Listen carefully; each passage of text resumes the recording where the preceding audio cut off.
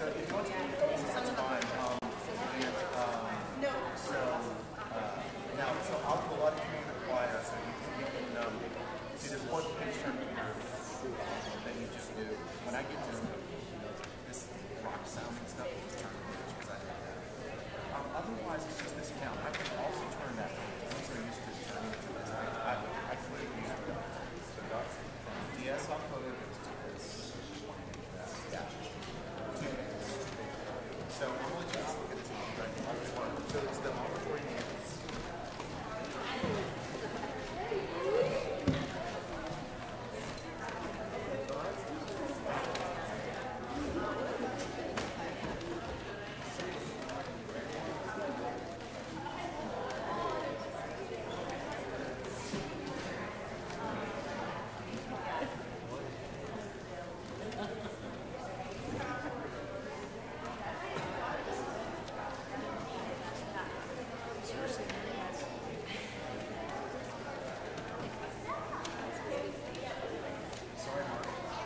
Thrust you into the spotlight.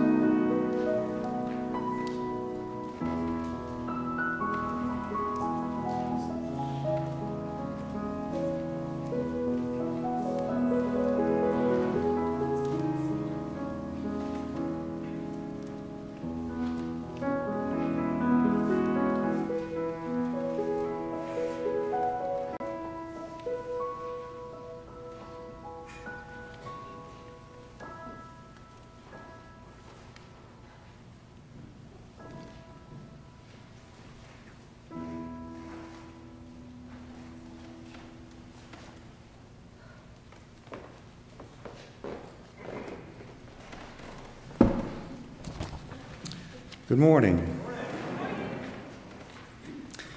This week's note from the Almanac concerns last Friday's observance of Groundhog Day. We hear that the good burghers of Punxsutawney, PA, with the help of their well-fed, weather-minded woodchuck Phil, tell us that winter will last 6 more weeks. It has never been clear to me what the alternative result would have been had Phil not seen his shadow, but I gather it would have assured us that winter would have been somewhat shorter. Personally, as a New Englander, I'm quite content with the 6 weeks thing, guaranteeing us no snow after March 16th. But I guess that's not enough for those living in the tropics of Pennsylvania.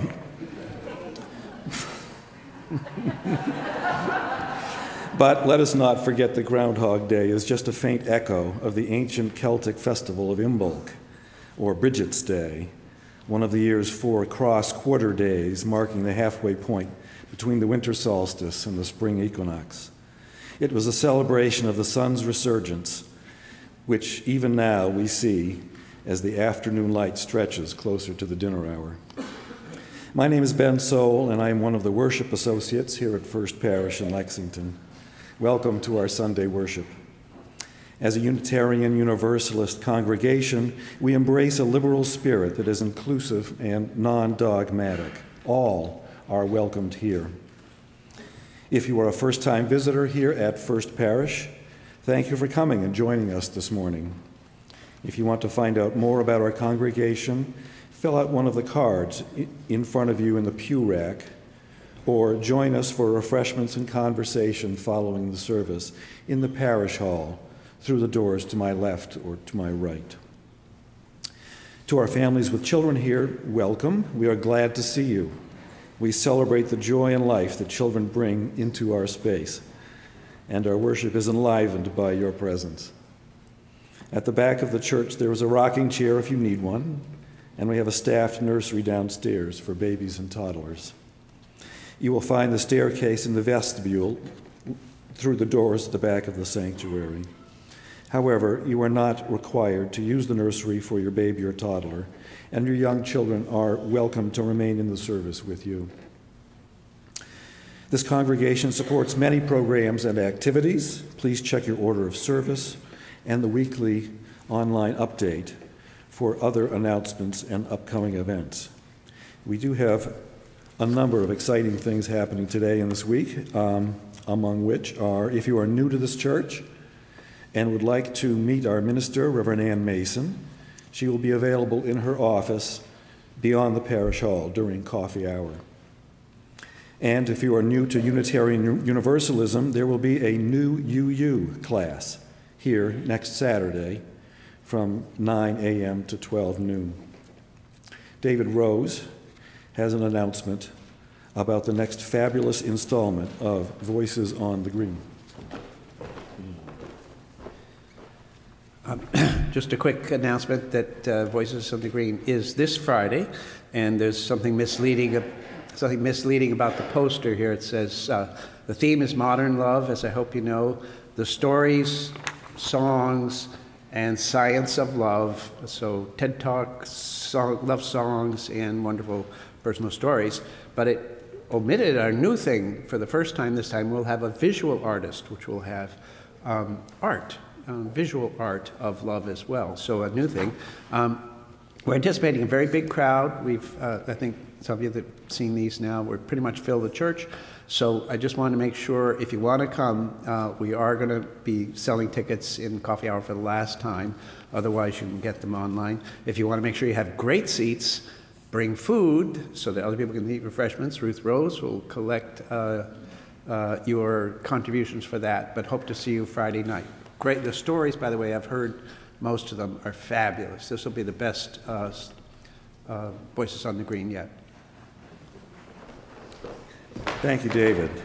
And Chris Hess also has an announcement about next week's Imagination Cafe. I was at the first one last week, and it was very exciting. Good morning.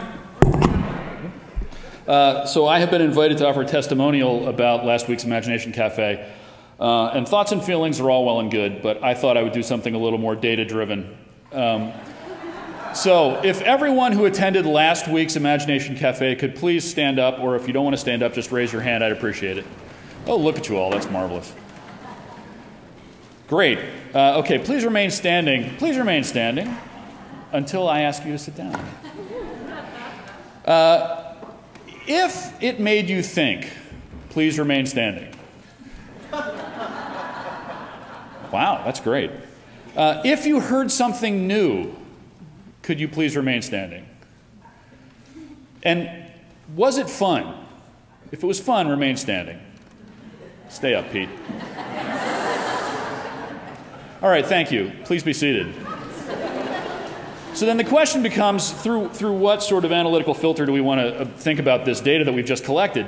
And I would suggest that the correct filter would be FOMO, which is the acronym, as everyone under 30 knows, for fear of missing out. So I hope you will join us next week after church for the second installment of the Imagination Cafe. I would like to look into one more acronym at this point, which is TANSTAFL, which, as many of you may know, is that there ain't no such thing as a free lunch, which was popularized by leading thinkers like Fiorello LaGuardia and Robert Heinlein and Milton Friedman. However, an alternative opinion was offered by theoretical physicist and cosmologist Alan Guth, who says that the universe is the ultimate free lunch. And please come next week and we'll find out, because lunch will be served. Thank you.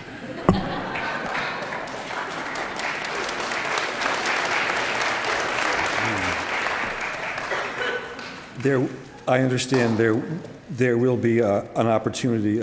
Clip awards will be passed around during coffee hour. If you wish to sign up for that, you really need to sign up in advance in order to save a space.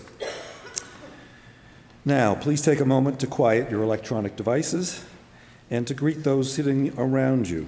Today's topic, actually, is if you were at last week's Imagination Cafe, say something about that to your neighbor. And if you weren't there, ask your neighbor what it was like. So go to it. So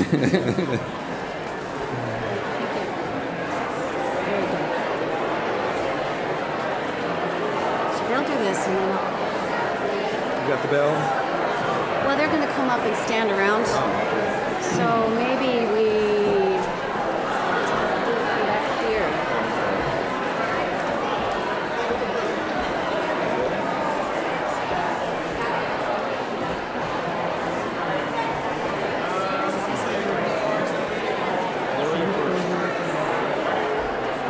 And then we go down during the opening.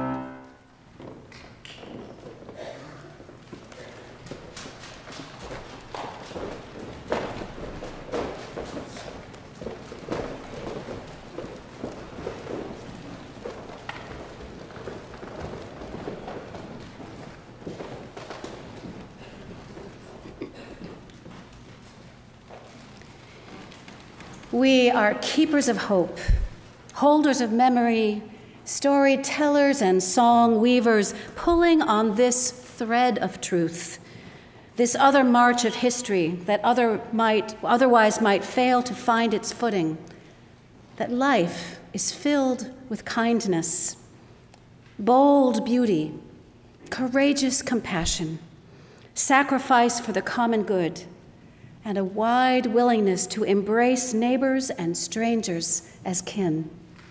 We are here to do the work of hope, remembering the past, remembering ourselves, imagining our most possible future for this life that teeters too often on the edge of forgetting.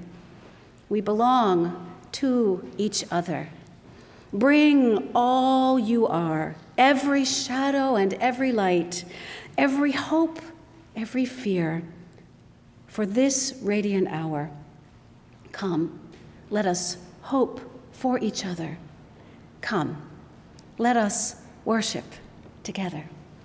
Please rise as you are able and join in singing hymn 155, Circle Around for Freedom.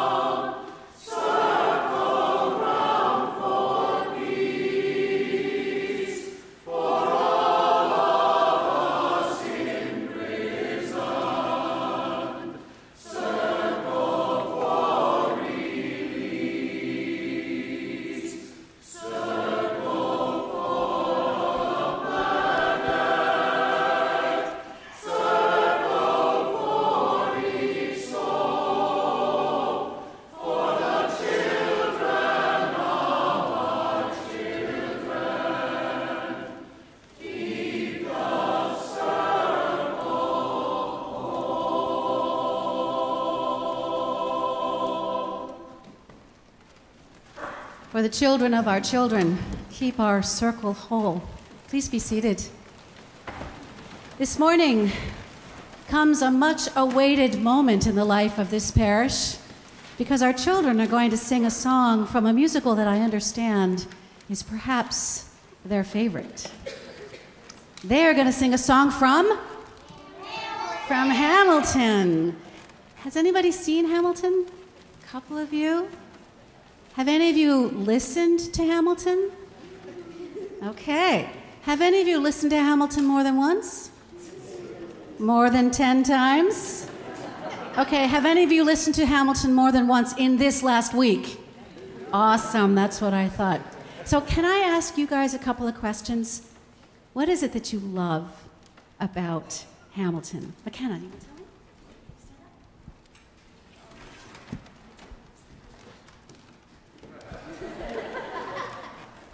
I like Hamilton because I've always liked musicals and acting, and so, but the songs in musicals haven't really been my favorite. But now they've put my favorite genre of music, hip hop, into a musical, and it's also the Revolutionary War time period, and that's my favorite to learn about. So it kind of combined my three favorite things. Anybody else want to say what it is that they love about the show? Lindsay, you want to tell me? I really love music, and that's what Hamilton brings. Hamilton brings music. So for those of you that don't know the story, I'm just going to set this piece in context just a little bit. Alexander Hamilton was, as you know, a very important part of our revolutionary history. He also had a bad history of straying.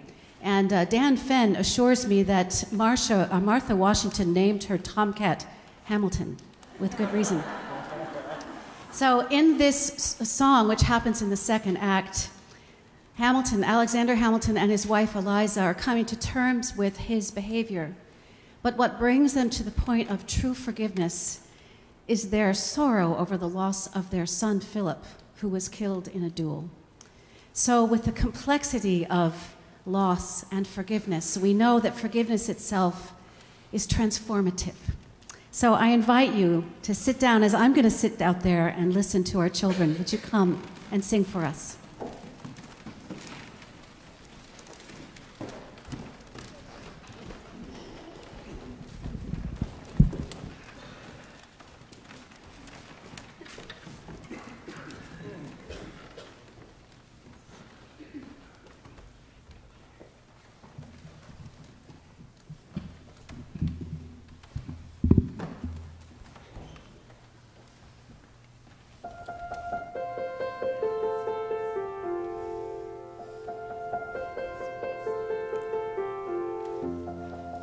There are moments when the words don't reach. There is suffering too terrible to name. You hold your child as tight as you can and push away the unimaginable. Moments when you're in so deep, it feels easier to just swim down. The Hamiltons move uptown and learn to live with the unimaginable. Hours in the garden, I walk alone to the store, and it's quiet uptown. I never liked the quiet before. I take the children to church on Sunday, the sign of the cross on the door, and I pray. That never used to happen before. If you see him in the street, walking by himself, talking to himself, have pity. Philip, you would like it uptown. It's quiet uptown. He is going through the unimaginable. See him walking through the crowd, song after great, singing through the unimaginable.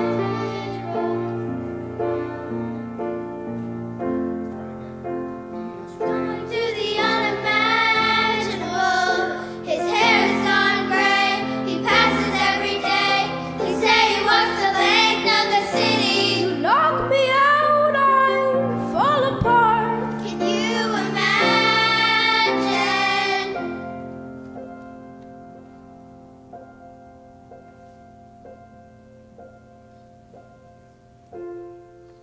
Look at where we are. Look at where we started. I know I don't deserve you, Eliza, but hear me out, that would be enough. If I could spare his life, if I could trade his life for mine, he'd be standing here right now, and you would smile, and that would be enough.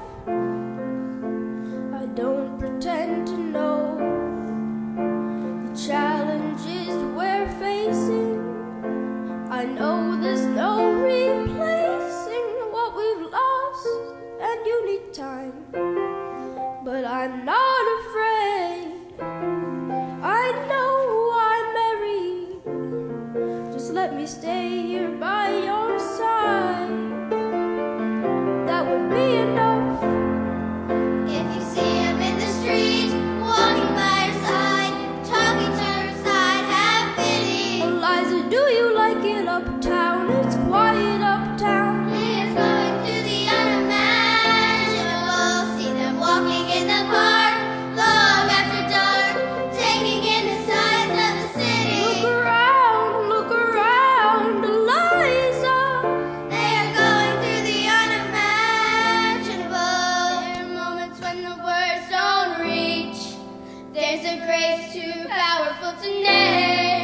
push away what we can never understand. We push away the unimaginable. See them standing in the garden. Alexander by Eliza's side. She takes his hand. It's a quiet uptown. Forgiveness. Can you imagine? Forgiveness. Can you imagine? See them walking in the street, long after dark, taking in the sights of the city. They're going through the unimaginable.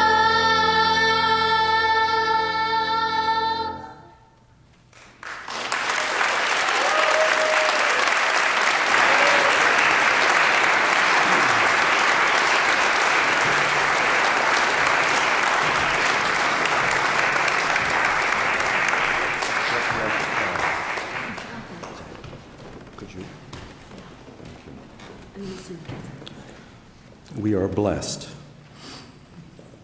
Let us hold a quiet moment together as Reverend Ann lights our chalice. Henry David Thoreau wrote in his journal on February 2nd, 1841, "A child asked his father what became of the old moon, and he said, 'It was cut up into stars.' Consider the light out of the darkness, the light that begets more light. The light which the God of Genesis brought out of the darkness is the light that became our world. Our sun's light reflecting off our moon is eclipsed, but then returns to us as our earth quietly moves out of the way. In our current scientific understanding of the origins of the universe, the light of everything that exploded from not quite nothing is the light that became maybe everything of which we are barely a part. This light we now kindle here will become a light for each of us to carry forth as we find our way through the shadows on our path. Let us be grateful for the light in our lives as we honor the dark from which the light came. Let us sing together the chalice lighting response found in your order of service.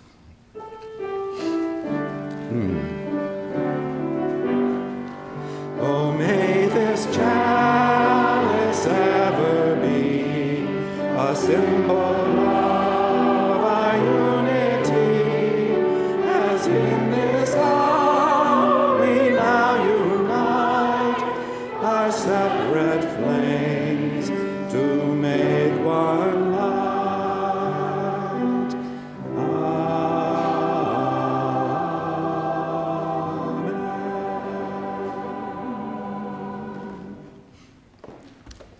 I'd like to invite our preschool through second graders to go to their religious education classes now.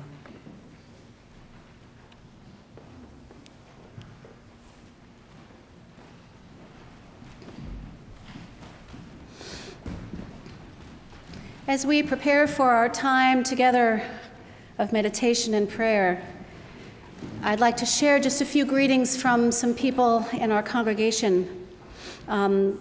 I went to visit Barbara Dove this week, and she sends her love and greetings with thank you for all the visits and the food which have cheered her immensely and supported her main chef, her husband Jim. She is feeling much better and is optimistic. We also hold Carol Janota in our hearts as she recently had a stroke. And we look forward to Dan Fenn's return home any day now, and we continue to hold Barbara Champa in our hearts. If there are, as we move forward in the weeks ahead, other joys and sorrows that you would like me to inform the congregation, please let me know so that we can share these together, because we hold each other's joys and sorrows, and each time we do that, it lightens our burdens because we share that together. After a time of prayer, I invite you to go to the rear of the sanctuary and to light a candle to celebrate the joy or the sorrow that is with you, and allow that to be expressed through that act of ritual. Will you join me in prayer?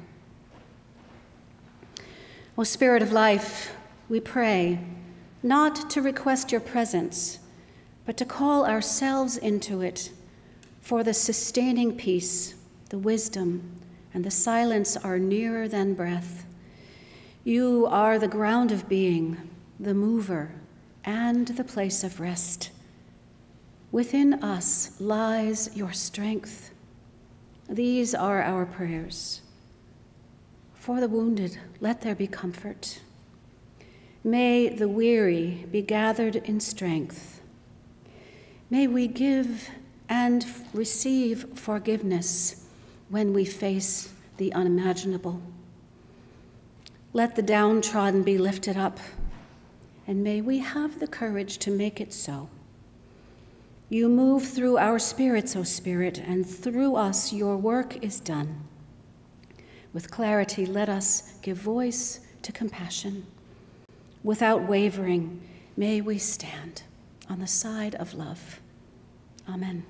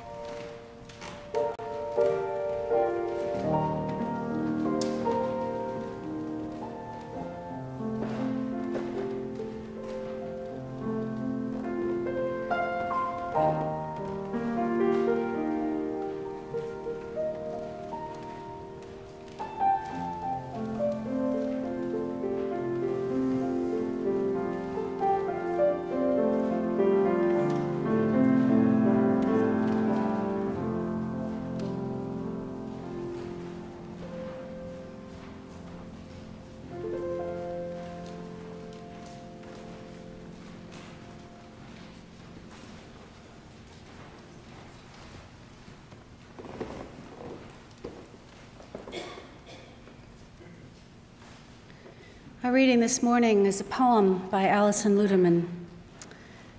It was written after the earthquake in Haiti, and yet it's called Praise. The thin sound of singing floated up from under the building, which was pancaked on its cheap foundation. Port-au-Prince, hell's aftermath, bodies laid out in rows, covered with white cloth, loaves of death bread for spirits to eat. 100,000 buried overnight in hastily dug ditches because of the heat and the smell. So no one believed she was really alive. This girl trapped under rubble for almost 2 weeks, until a worker heard tunes issuing from twisted rebar and stopped, petrified in disbelief. She was still singing when they pulled her out, skinny as the edge of a sickle moon.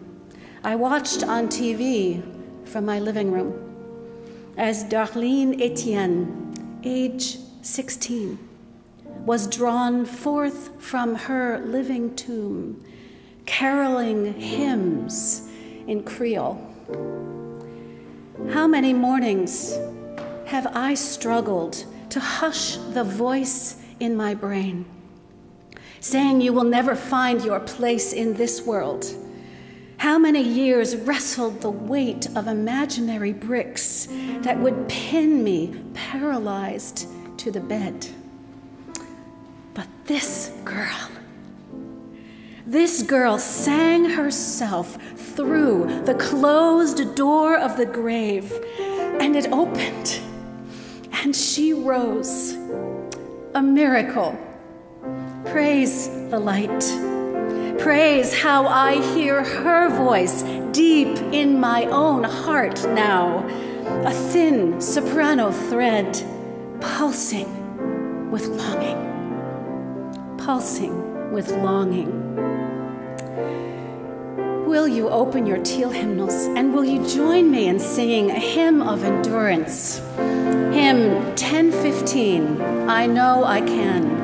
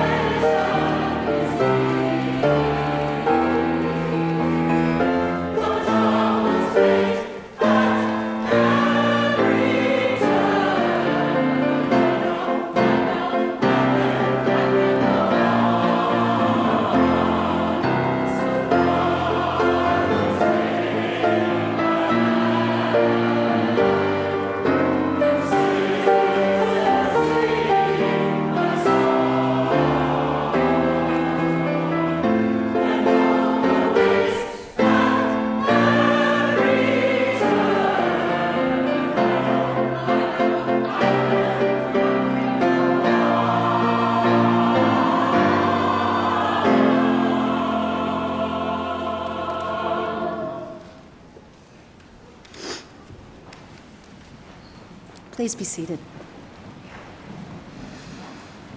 So, brothers, take my hand, and sisters, sing my song.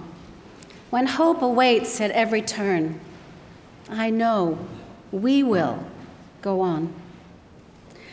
Darlene Etienne, age 16, was singing hymns during the darkest time of her life. When she was buried under rubble, she sang. When she could not see the daylight or the moonlight, she sang. When those around her had given up, she sang. Shouldn't we do the same? When our world looks dark and confusing, we need to sing. Can I get an amen, choir? Thank you. When our politicians make decisions which drive us crazy, we sing. Amen. When the water in Cape Town is about to run out, when yet another black or brown body is placed in harm's way, we don't look away. We don't ignore. And we don't give in to hopelessness. We sing. Amen. Feeling comes buried in many forms: poverty, bullying, ignorance and greed, racism, mental illness, isolation, exhaustion. These are all ways that we experience the suffocating pressure of the world. And these are all reasons that we come here to church, to build resilience, to practice persistence, to find a way together that we can build connections to each other and to our values of love and inclusion, to join our voices with others who sing more strongly than we can sing alone. We come to find healing for ourselves so that together we can work towards healing our world. Helping those who are suffering, fighting poverty, and identifying race and racism is not just a social justice issue. It is at the very heart a theological issue. Our faith itself tells us, through the teachings of every prophet that we lift up, to love our neighbors, to love them as ourselves, says Jesus, to love them as they want to be loved, says Muhammad, to seek the happiness of all sentient beings, says the Buddha. This is a faith stance which we share with believers across the globe, but it is clearly something which is under attack. Our work is clear, but it's difficult. Racism is a stain which has penetrated our very being, and while Christianity teaches that all children of God are equal, we accept a broader perspective, that all children are equal, whether or not they believe in God. This is a radical stance, and it's one that has shaped our denomination to this day. This weekend, members of First Parish participated in an intense and provocative exploration of the racism which is inherent in our society. We were able to do that because of the commitment our congregation is making to explore these difficult topics, to not turn away from the pain of our reality, and to support and love all who are willing to engage in this important process of overturning racism. We experience together the shift that happens when we treat this work as spiritual work, and together we faced our own fears, which have held us back from living in the fullness which life can hold. Now, last weekend and again next weekend, many of you engaged in a process of exploring how we want to show up in the world. I heard such energy and enthusiasm at every table that I know that this was a great process. It was clear to me that you love this church and want us to reach out and connect with more people in our community. We have a team sifting through all of what you said, and we'll get back to you about everything we've learned and what all of you tell us next week as well. But overwhelming to me was the confidence that you have in First Parish and the desire we all have to get our message of love and acceptance out into the world. It will be exciting to figure this out together. But in order to bring these ideas to fruition, there are several things that we rely on. And first is the great energy and leadership of the volunteers who cast the vision for this process. Your parish board has been working incredibly hard to create this way to bring your ideas into the room so that they can know what you think and what you dream about. And as you heard last week, we need to know what our mission is in order to make decisions about everything we do. For we are here to serve the mission of this church and find the heart of our faith. I am so grateful for everyone who volunteers for this congregation, from the coffee hour hosts to the greeters, to the nursery volunteers, to the board, and every single committee member. Together you share your passion and your love to bring to light the dreams that you hold. But remember, as Maya Angelou says, seek patience and passion in equal amounts. Patience alone will not build the temple, but passion alone will destroy its walls. We need both patience and passion. For that is what our stewardship team is discovering. For today is the beginning of our time in the life of this church when we talk openly about what it takes to make this church hum. And not only hum, we sing, remember? Amen. Amen. The work of this congregation is primarily financed by the generosity of our members. It is true that we bring in a small portion of our income through renting the facility, and we get a small percentage from the interest generated by our endowment. But the largest portion of funding comes from the promises that you make during this annual stewardship campaign. If you already support this church in this way, please know that I am so grateful. We are all grateful. Every level of giving is important. But we are at a point in our church growth where, in order to not run a deficit again this year, we prayerfully ask you to consider increasing the level of giving that you are already doing. Our work in this world to bring love and reason and UU values into this hurting world of ours is more needed now than ever. You should all receive a letter in the mail in the next week or two. I hope that you will open it. And I know that some of you never read the mail that comes through the post.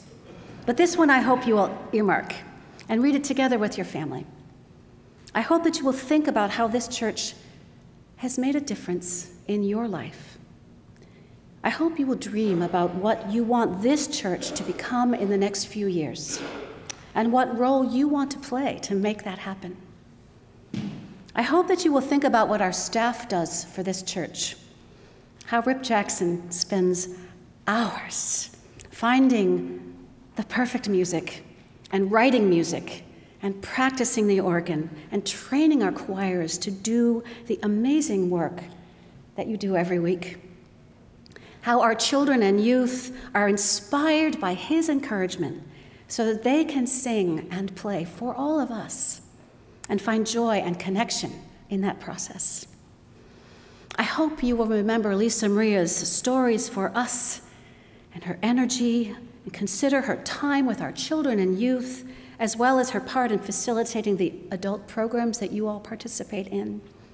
She is an important part of the life of our families and an energetic part of our staff team. I am sure that you will think of our wonderful church administrator, Jane Foley, and our custodian, Bob Coughlin, and be grateful for the consistent work that they do for us with great skill and, I must admit, unfailing good humor. And I hope that you will take a moment to pray for me, your minister, that I might maintain my enthusiasm for our work together, that I might grow in my capacity to love and support you all, and that I will find the right words and the best path to share my faith in our future together and to help our dreams become reality. There is so much momentum in this church right now. It is a truly exciting place to be, and I know that you all know that none of what we are doing would be possible without you and your gifts of time and talent and money. Stewardship of this church is more than making a financial commitment. It is keeping this church in your heart and in your prayers. It is speaking well of us to your friends and inviting your neighbors to come to church with you. It is attending concerts and small groups and coffee hours. It is reading your newsletters and staying informed.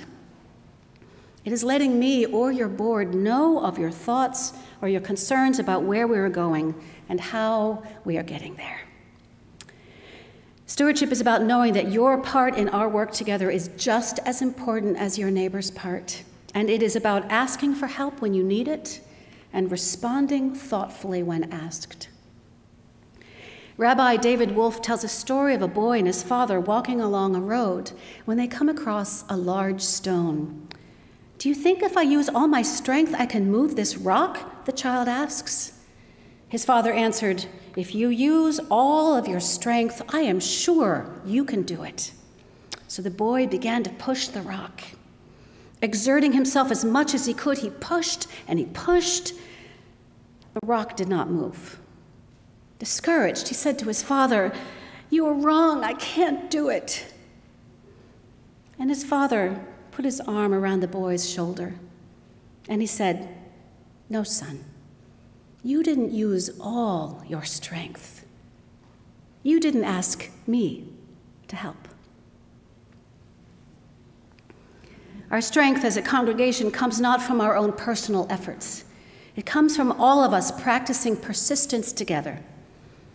Now, if there was ever a team which understands the very heart of persistence, it's the Patriots, right?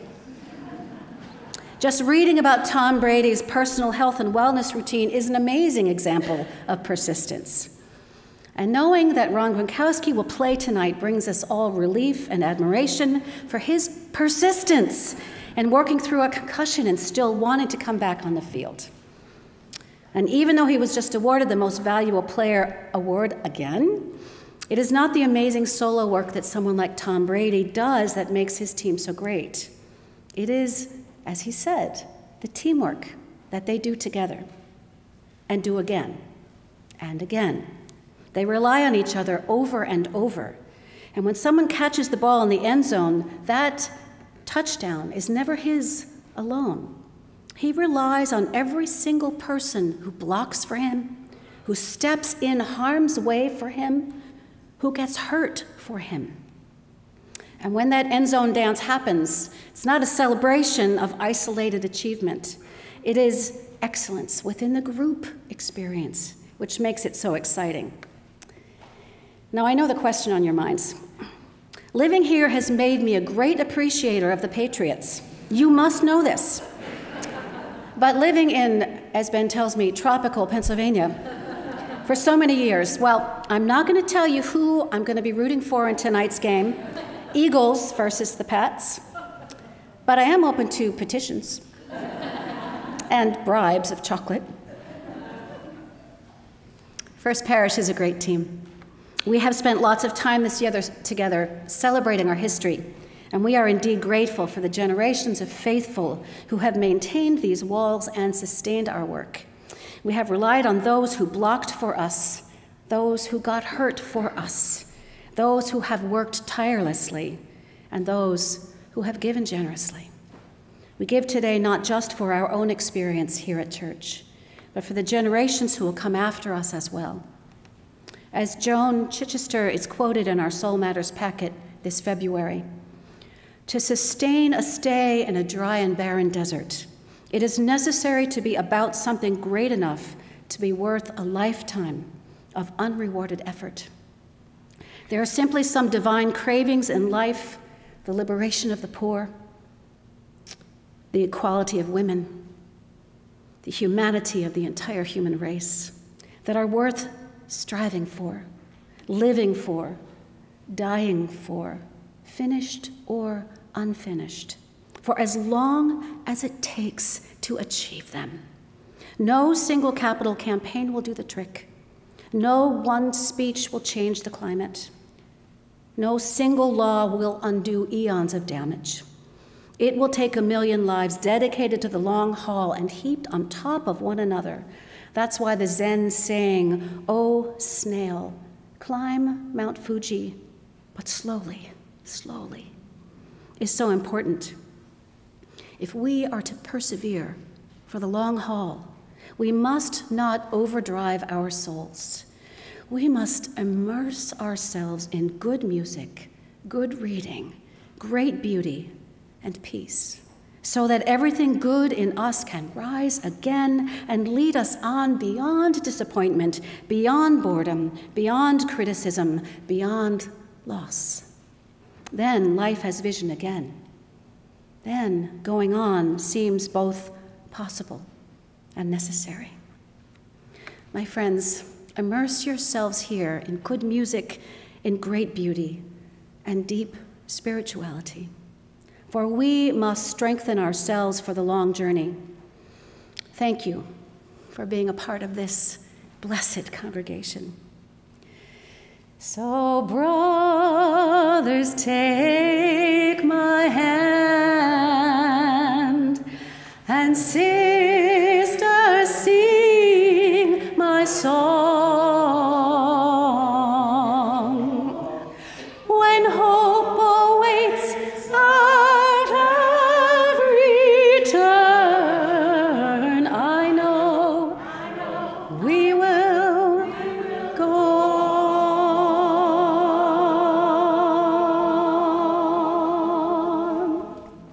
Thank you.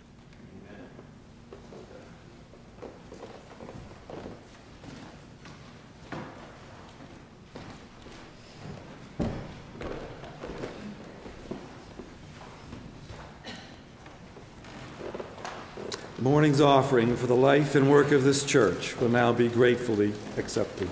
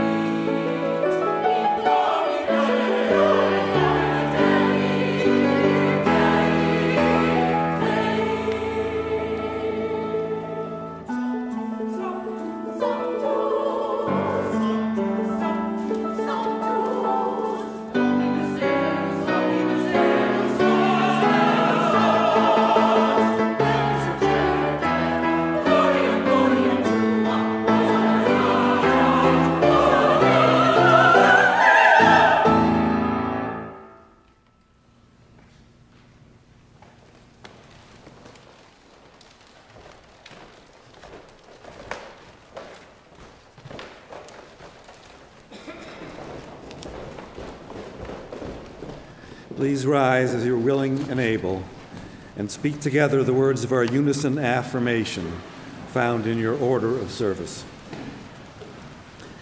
Love is the doctrine of this church, the quest for truth is its sacrament, and service is its prayer.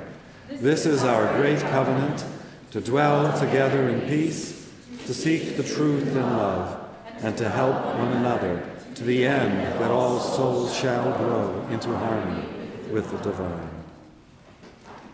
Our closing hymn this morning is O God, Our Help in Ages Past, number 281 in your gray hymnals. 281.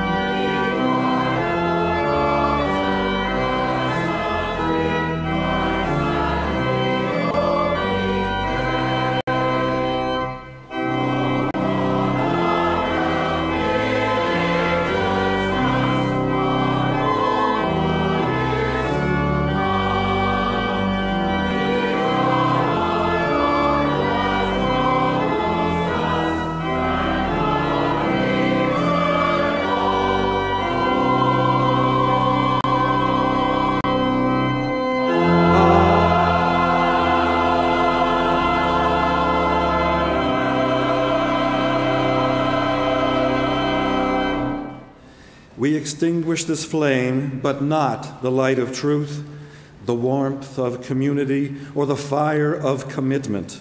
These we carry in our hearts until we are together again.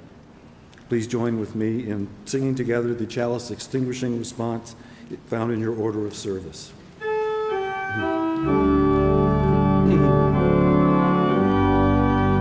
Oh, may this chalice ever be a symbol of our unity, as if we go our separate ways.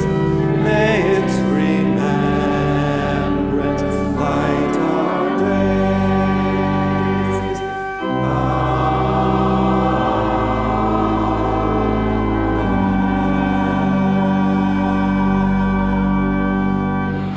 May our lives be blessed according to the depth of our love, the persistence of our faith, and our willingness to forgive and be compassionate in proportion to our yearning to be free. Amen.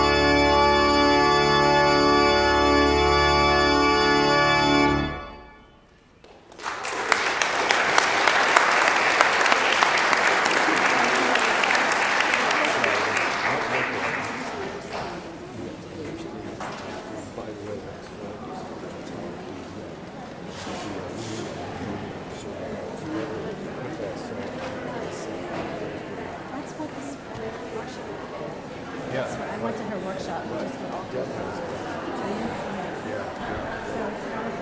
It is, and it really works.